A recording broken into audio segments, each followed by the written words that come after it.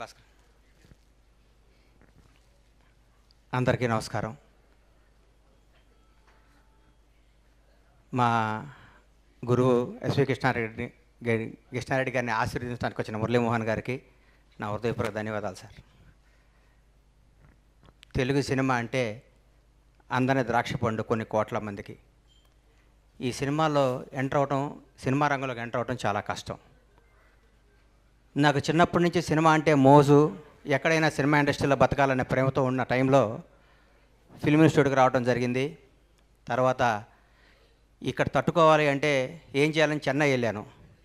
చెన్నై వెళ్తే శ్రీకాంత్ అన్న గొడవ చేయకూడదు, ఏనండి కొంచెం నేను మాట్లాడేది తర్వాత మాట. శివాజీ గారు ఏనండి సార్ ప్లీజ్, మీ టైం మా గురువు గారి దగ్గర మాట్లాడుతున్నానండి. పరస్పర తర్వాత కలుసుకొని మాట్లాడుకోండి. గురువు గారి గురించి మాట్లాడే అవకాశం వచ్చింది నాకు చాలా రోజుల తర్వాత. రెడీ అనుకుంటే నేను చెన్నై వెళ్ళాను. కొంచెం తప్పుకోబాబు. చెన్నై వెళ్తే చిట్టి అని చంద్రకాంత్ ఉన్నాడు కదా, ఆయన చూశాను. చూడంగానే ఆయన హైటు ఆయన చూసి ఏం చేస్తున్నావు అన్నాను. వేషాల గురించి ట్రై చేస్తున్నాను అన్నాడు. ఎన్ని రోజులు చేస్తున్నావు అన్నా. అప్పటికే 6 ఏళ్ళు అయింది అన్నాడు. నీకే వేషాలు రాలేదంటే ఇంత అందంగా ఉన్నా మాకేం వస్తాయని నేను ట్రైన్ ఎక్కి వెనక్కి వచ్చాను. వచ్చి తర్వాత ఒక నిర్మాత దగ్గర ఒక 6 నెలలు మేనేజర్గా చేసి తర్వాత నర్సారెడ్డి గారి దగ్గర ఒక సినిమా చేశాను.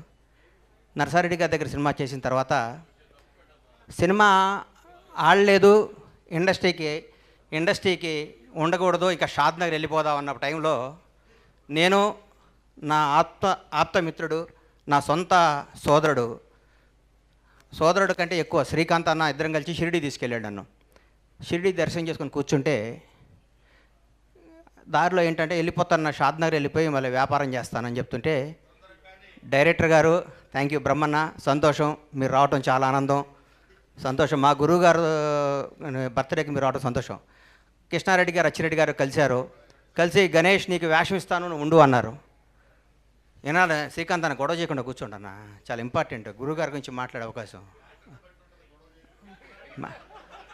మ్యాటర్ కాఫీ ఎంత బాగున్నా ఏగబడితే తీసేస్తారు కదా, ఈగలు వస్తుంటాయి, తోలుతుండాలి. ఈగల ఆలీ అన్న నమస్తే. ప్రస్తుతానికి సార్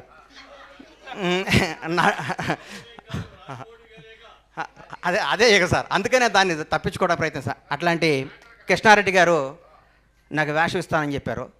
అప్పుడు నాకేం యాక్టింగ్ రాదు, వేషం ఇస్తానంటున్నారు. ఇన్స్టిట్యూట్ చేశాను, కానీ ఇండస్ట్రీలో నిలబడాలంటే వేషం వేయాలని చెప్పి కృష్ణారెడ్డి గారు వినోదం సినిమా ద్వారా నన్ను ఇండస్ట్రీలో పరిచయం చేశారు. నటుడిని అయ్యాను. తర్వాత కొట్టుకుంటూ ఈ ఇండస్ట్రీలో నిలబడాలని నమ్మకం వచ్చి తర్వాత పవన్ కళ్యాణ్ గారు నన్ను నిర్మాతం చేశారు. నా జీవితం ఊహించిన విధంగా ఉంది. కానీ ఈరోజు మా గురువుగారి గురించి మాట్లాడుతుంటే నా తండ్రి గురించి మాట్లాడుకున్నంత ఆనందంగా ఉంది.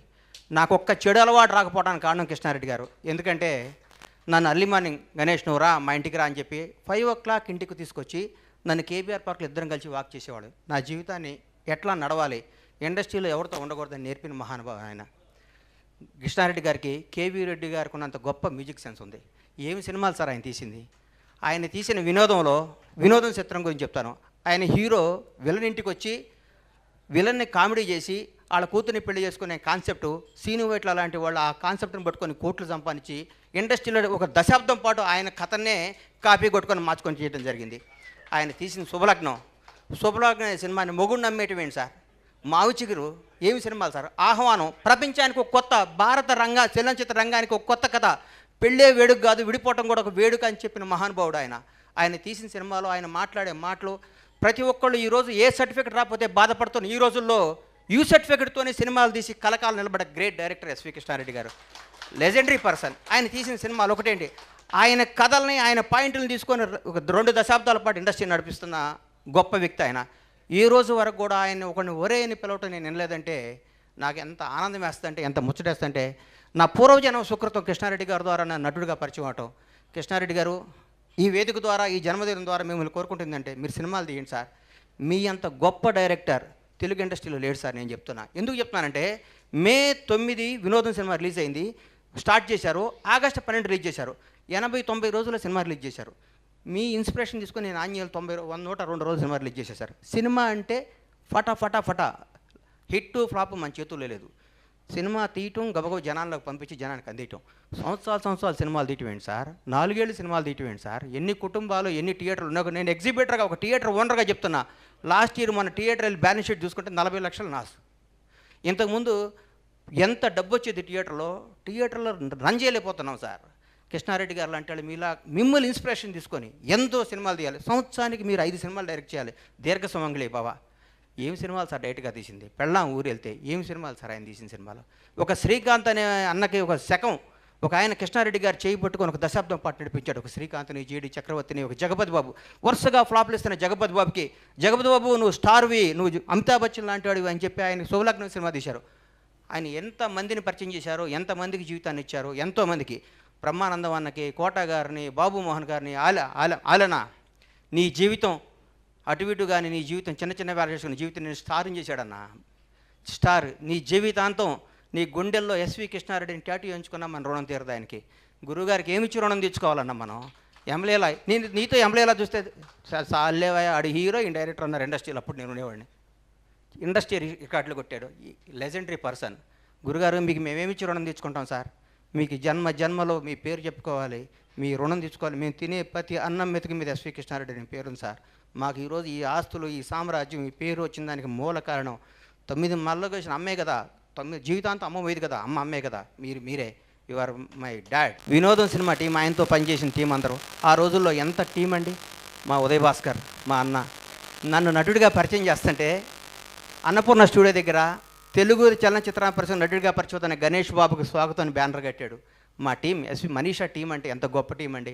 ఆప్యాయతలు, అనురాగం అది ఎంత గొప్ప. సుచిత్ర మేడం కానీ, శరత్ అన్న కానీ, రామ్ గోపాల్ రెడ్డి గారు కానీ, దివాకర్ బాబు గారు కానీ, రమేష్ యాదవ్ కానీ, ఎంతమంది ఎంత అద్భుతమైన టీం అండి. ప్రొడక్షన్ ప్రసాద్ కానీ, మేకప్ నాయుడు గారు కానీ, ఒకళ్ళేంటి ఒక మనీషా అంటే ఒక ఫ్యామిలీ. ఎక్కడికి పోయినా మనిషి అంటే ఒక వాల్యూ, ఒక క్రెడిబిలిటీతో నడిచింది ఇండస్ట్రీకి ఒక దశాబ్దం పాటు. అబ్బా నువ్వు మనీషాలో పనిచేస్తున్నావు, ఒక సెంట్రల్ గవర్నమెంట్ ఎంప్లాయీకి ఉన్న రెస్పెక్ట్ ఉండేది మనీషా అంటే. ద గ్రేట్ శివాజీ రాజా. శివాజీ అనగానే కృష్ణారెడ్డి గారు అంటే ఒక ఆ శకం రావాలి. మా గురువు గారికి మళ్ళీ ఆ యుగం రావాలి. మీరు సినిమాలు తీయాలి. మీకున్న సబ్జెక్ట్ సెన్స్ తెలుగు ఇండస్ట్రీలో ఎవరికి లేదు సార్. ఎంత గొప్ప కథలు సార్, ఏమి కథలు సార్. ఆ కథలు ఒక్కొక్కసారి నా మనసు బాగోకపోతే నేను కృష్ణారెడ్డి గారి సినిమాలో చూస్తాను. నేను అంత గొప్ప హృదయం మీది, అంత గొప్ప సినిమా మీది. మీరు ఇలాంటి జన్మదినాలు ఇంకెన్నో చేసుకోవాలని మనస్ఫూర్తిగా కోరుకుంటూ, గురుగారు థ్యాంక్ యూ వెరీ మచ్. పవన్న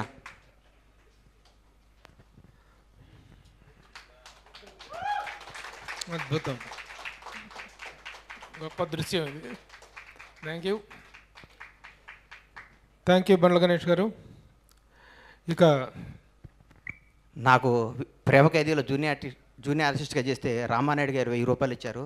తర్వాత మళ్ళీ ఇండస్ట్రీలో డబ్బు చూసిన వినోదం మా అచ్చిరెడ్డి గారు 10,000 రూపాయలు క్యాషు, ఒక నవరాత్రాల ఉంగరం ఇచ్చారు.